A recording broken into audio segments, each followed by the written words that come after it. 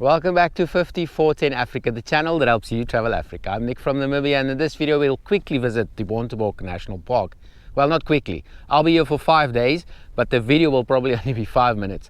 A small park 200 kilometers east of Cape Town.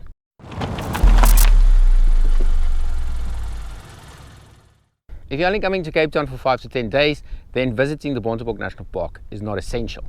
There are better places to see, better things to do.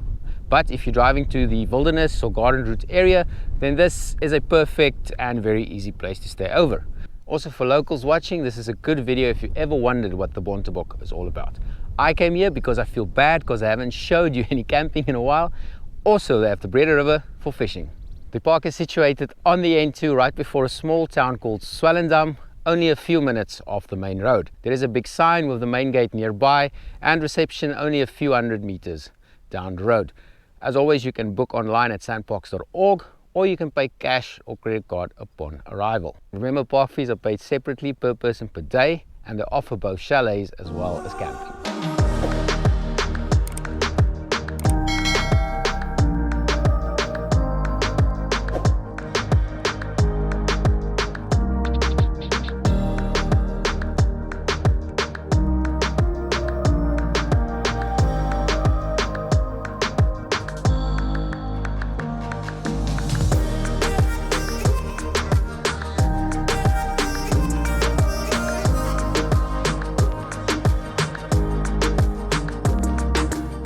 The main attraction is of course the Bontebok, hence the name, Bontebok National Park.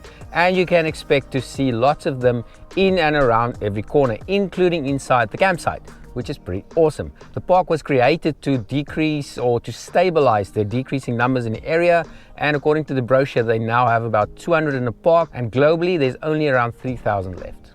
There are gravel roads all through the park dedicated for self-drive game viewing. Expect to see, as I said, Bontebok, zebra, maybe some hartebeest, a few other small animals. If you're lucky, you'll see the honey badger, my favorite animal. You'll also get to see the bird and plant life on offer. More likely you're going to see birds and plants. Like I was asked about the West Coast National Park, what will I see? The Bontebok has lots to offer, but the big five is not one of them. Don't compare it to the Kalahari and the Kruger National Park. It offers something different. Then in the northeast section of the park, there is a dedicated 4x4 track. It says for high-rise vehicles only. I did take a drive on it. It's really not that bad. If you need to engage your 4x4, you want to run your 4x4 for a while, why not?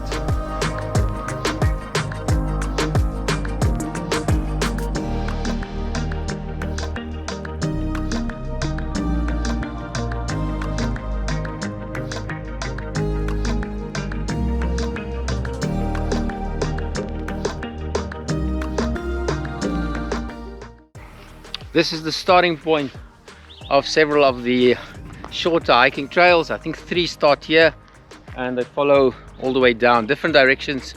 They follow the Breede River. The spot is only about 1 kilometer from the campsite. There is another 21-kilometer hike. It says it's easy 21-kilometer hike. It loops around the park and that starts and finishes at reception. You can just ask there is a big sign. Even cooler, except for the many hikes they have. Even cooler are the mountain bike trails. They seem to be quite conscious about catering for mountain biking at the national parks. You'll see the mountain bike trails crisscrossing the park. You will find them on the little map that they give you for free at reception when you check in.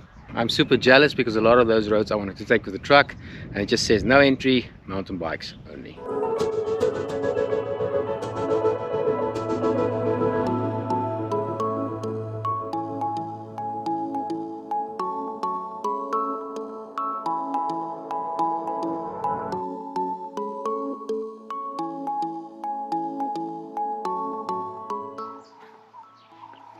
From that parking lot on the pushback trail, about 80 meters, maybe 100 meters down the road, down the trail, this awesome viewing point right on the Breede River.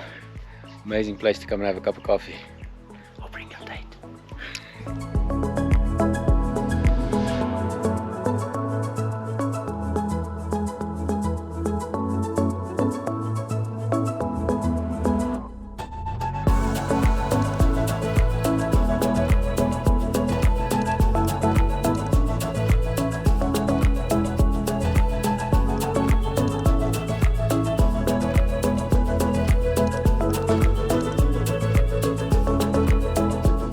then if you hike down the Bushbuck Trail, you'll find this little spot, or you can just drive here. This is actually the dedicated fishing spot. So right on the river. See, that's the river.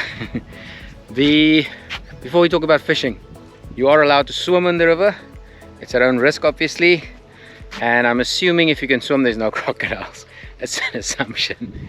You're also allowed to canoe, kayak, or river raft, as long as you bring your own. They don't provide for, but it is allowed. I did see a private operator with some rafts yesterday going up and down. Back to the fishing. Only dedicated fishing spot if you are permitted to fish, as long as you get a permit. The permit's available at reception for 35 Rand. The only bad thing about this spot is that you're gonna have to park in this parking lot, and then you're gonna have to walk down, crawl your way through the bush. It's only about 40 to 50 meters, and so you can't park next to the river with your vehicle and fish, which we all like to do.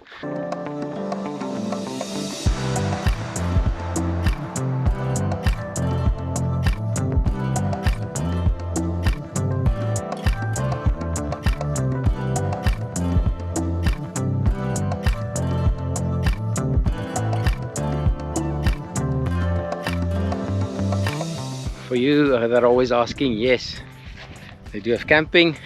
2 sections. The upper section, about 30 campsites spread in a circle. Got a light, burn, place to make fire, water, and very important, electricity. They're a bit squeezed in, so you're gonna have to listen to your neighbors chatter.